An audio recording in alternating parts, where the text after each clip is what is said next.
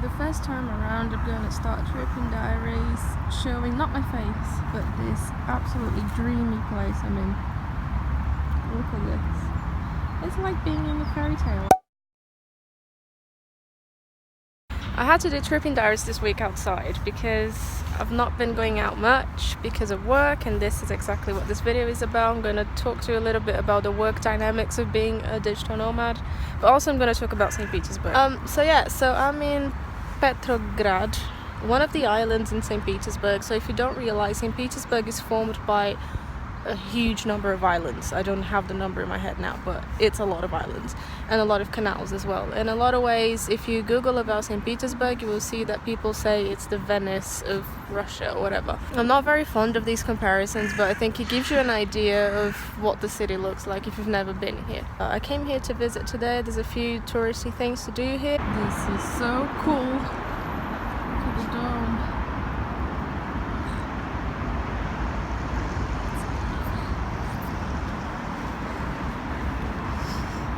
Is it a mosque? That's the question we're asking ourselves now.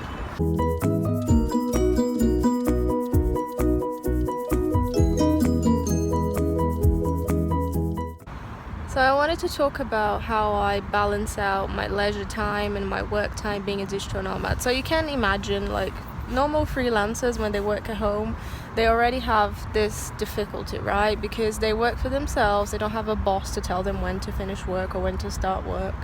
And they are responsible for the workload. So even for people who work at home on a freelance basis or on a self-employed basis, these people will struggle. Usually, if you talk to them, they will say they struggle to know when it's time to stop working, because otherwise you're just constantly behind your laptop, and it's so easy to log in and to just quickly answer this one email that pops up in your phone. At one point you realize you're just working 24/7.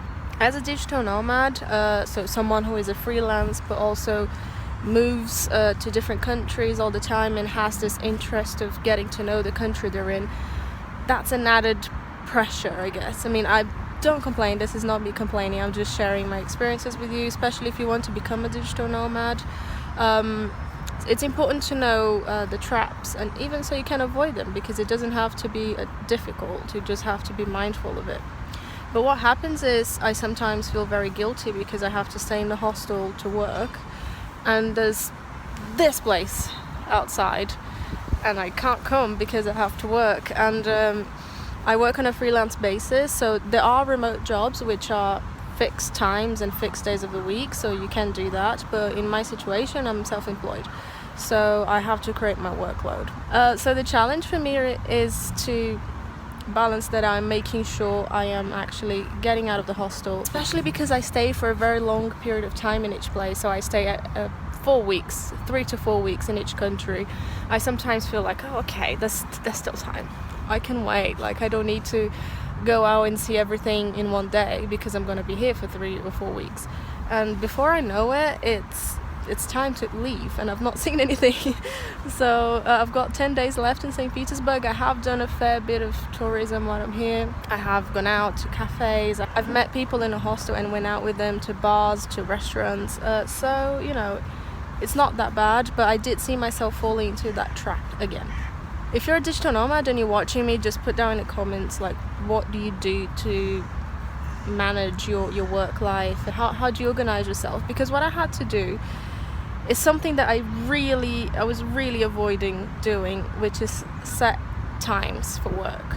Basically, when I became a digital nomad, one of the things that I wanted really bad was to be able to work whenever I wanted and whenever I felt inspired to do it. And I know it sounds very spoiled in today's world where everyone is so pressured to make money and to have a job and blah blah blah, but that's literally what I wanted. That's what I was striving for. I was striving for a lifestyle in which I could decide when I wanted to work and when I wanted to sit in a bench in a park and make these videos. So that's what I wanted, and actually I had to give that up recently because I had to put set times for me to start working on my proofreading job, and for me to finish as well, which is important, and also dedicated times for me to work on my podcast. So I have a podcast in Portuguese with a friend from Brazil. Set times not even set times, but set days for me to do Trippin Diaries and videos for YouTube. And I had to do that. And I mean, it doesn't, for most people it doesn't sound like a big loss, but for me it was hard to come to terms with the fact that I had to do that. So anyway, what I did is I downloaded an app called Trello, which is an app that helps you create lists. So for each day of the week I've got a list, and I literally put a card down saying like proofreading time from this time to that time, or like today I have to record YouTube videos. So apart from my proofreading work, nothing else is like, it doesn't have rigid times. It just says that I have to get it done that day. And another little process that I created is that when I'm making up those lists on the beginning, like on Sunday or Saturday for the week ahead, I bought this notepad, and the Russians call it invisible notepad, but it's not that the notepad is invisible, it's just that the pages don't have any lines or grids or anything. It's just a blank piece of paper, and then I just do a massive brain dump of everything that's in my head, any frustrations, any good feelings, and it's like these videos but in paper form basically. And also there's some things that I don't share here, obviously, because I need privacy. When you manage your own workload, it's important to kind of be your own boss, because if you start, okay, I can just move this, and then you move something every day. Like there's a video that I'm planning to create for this channel for about 3 weeks, which I've been moving it for tomorrow, and it's never happened. It's gonna happen soon. It's in my list. So if you see a new video, you know it's in my list of working. If you don't see it, then yeah, I probably need to change methods. Anyway, enough about this. But in terms of St. Petersburg, it's a really easy place to visit. Like when you research about St. Petersburg, you will hear people saying, oh, there's a lot of pickpockets, it's not very safe, and I've been finding it to be very similar to any other European capitals. And if you're looking for something a bit more edgy in your travels, I would say even don't come here, because it is very similar to, I don't know, Prague or anywhere else. Like they have a good transport system, it's safe to walk outside, the city is very pretty, they have nice pastries.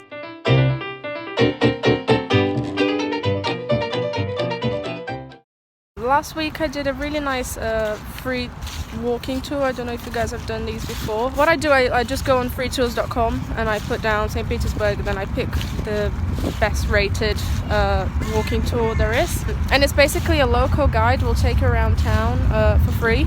Well, it's tipped based, so at the end you can give them as much money as you have, or as much money as you think the tour was worth. And this lady was really good, because she could literally, obviously she had like her route. A wide and large river which flows through our city. Actually, our city is located in the delta of the river Neva on 42 islands.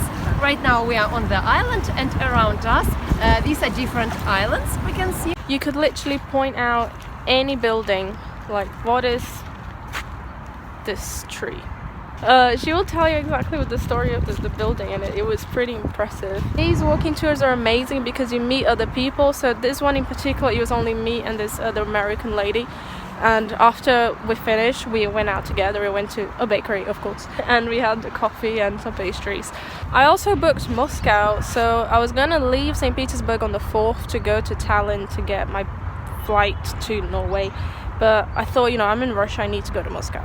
It needs to happen. And actually I was looking at this website. I just literally googled like trains from St. Petersburg to Moscow, and then I clicked on the first website, and the tickets were costing so much money. I was really worried that I really wasn't gonna be able to afford it. It was like each way was about £60.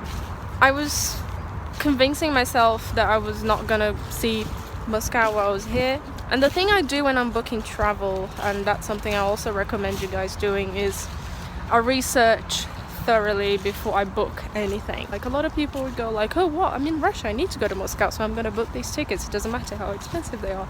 To me, I spent about a week researching it, and I do that with anything. If I'm buying a pair of trousers, I spend a week researching. Call me cheap, but you know, I am traveling and making money at the same time. So yeah, I did some research. I spent about a week researching the trains, and from £30 to £60 they went down to 10. And that's because I was looking at some commercial websites. So I went in the official Russian railway website. It was all in Russian. I needed help from the receptionist at the hostel. And I got it for £22 return, so I'm really happy. Going to Moscow on the 31st for 4 days, and then coming back here to go to Tallinn. I realized that the 4th of November is going to be a massive day. I'm going to take the train from Moscow to St. Petersburg, take a bus to Tallinn, and then fly to Norway. And I need to book the Northern Lights tour. I just reminded myself.